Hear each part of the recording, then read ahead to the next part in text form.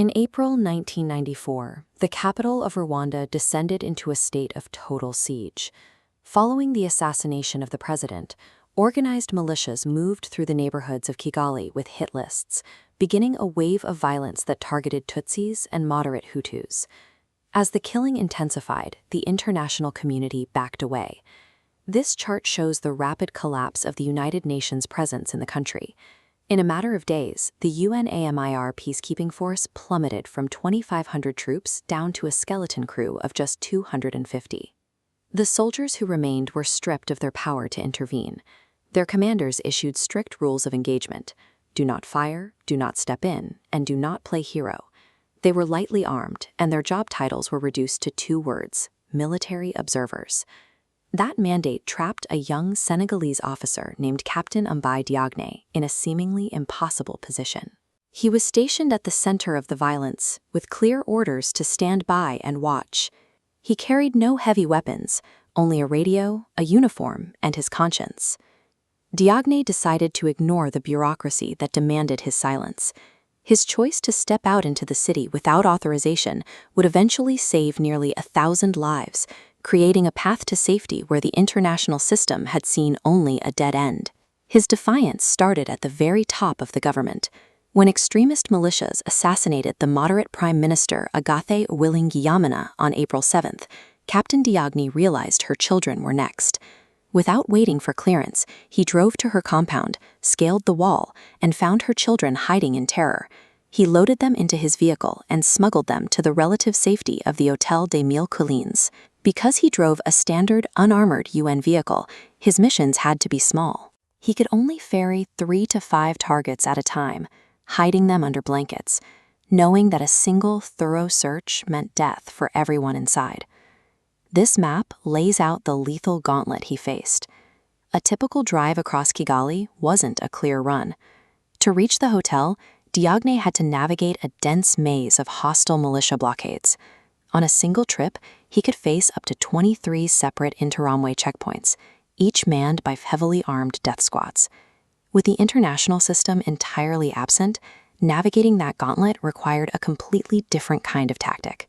He demonstrated that when the formal structures of protection collapse, an individual who faces the threat directly can carve out a path to survival. An armored convoy could have blasted through those roadblocks, but Diagne didn't have tanks. Instead, he relied on a specific kind of emotional intelligence to survive the stops. Every time he pulled up to a barrier, he stepped out of his vehicle with a massive magnetic smile. He memorized the names of the militia leaders and used humor to diffuse their tension, treating men who were actively committing atrocities with a familiar warmth that threw them off guard. When charm was not enough to distract them from his cargo, he paid the toll. He handed out cartons of cigarettes, cash, and even bottles of alcohol, despite being a devout Muslim himself, just to buy the seconds he needed to drive through. While the top officials at UN headquarters debated policy and sent memos about neutrality, Diagne was operating entirely off script. He recognized exactly what was required on the ground, breaking protocol and bending the rules to shield people the system had abandoned. He treated his interactions at the checkpoints like a high-stakes psychological game.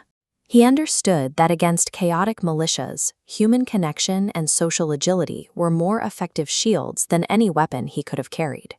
By May 31, 1994, Captain Diagne had been running these rescue missions for nearly 2 months.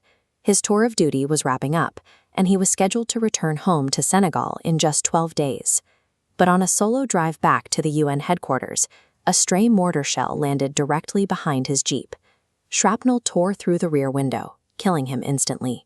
He didn't die in a shootout, but from a random blast on a routine drive. The news of his death devastated the remaining UNAMIR forces. Major General Romeo Dallaire, the commander of the mission, later wrote about Diagne with reverence, stating he was the bravest person he had ever known. Despite pulling nearly 1,000 people out of the path of the militias, Diagne's name vanished from the international narrative. For decades, he was virtually unknown to the public, not just globally, but even in the neighborhoods of Dakar where he was born. We often fill our history books with debates over which government failed and which council delayed. We focus on the massive systems that break down, while the individuals who actually did the work remain in the shadows of the institutions that stood by. It took 20 years for the international community to officially address that omission. In 2014, the United Nations Security Council adopted a resolution to honor the man whose actions had provided the protection they failed to mandate. They established the Captain by Diagne Medal for exceptional courage. It is a distinction awarded only to personnel who demonstrate extreme bravery in the face of grave danger to humanity, protecting lives other than their own. Today, his story is finally being unearthed. He is being memorialized by the survivors in Rwanda and celebrated by a new generation in the military academies of Senegal. While global institutions waited for consensus, a single captain from Senegal decided that his presence in Kigali meant more than just observing. In the silence of the international community, he didn't wait for a new mandate. He simply chose to act.